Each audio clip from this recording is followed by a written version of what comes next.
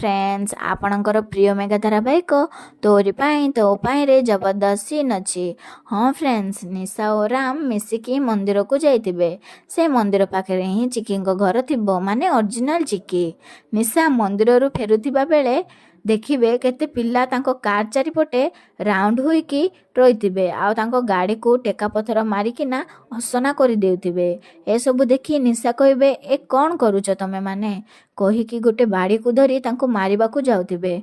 तो सेतिकी बेले पार्वती आसी से बाड़ीटी को छड़ाई देउचंती। निशा पूरा आश्चर्य होई चाहुचंती पार्वती को। सेपटे राम मंदिर बाहर को आसला बेले राम को पर्स छाड़ी देइथिबे।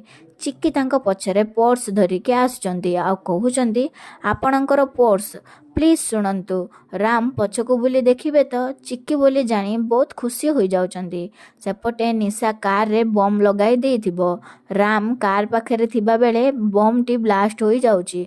आगको कौन हबो फ्रेंड्स, राम आउ चिक्कीर एकाठी होई पारिबेनी कि जानिबा पई आज राति 8 रे देखंतु तोरी पाई तो पाई। वीडियोटी भल लागिथिले लाइक कर दियंतु, आम चैनल को सब्सक्राइब कर दियंतु।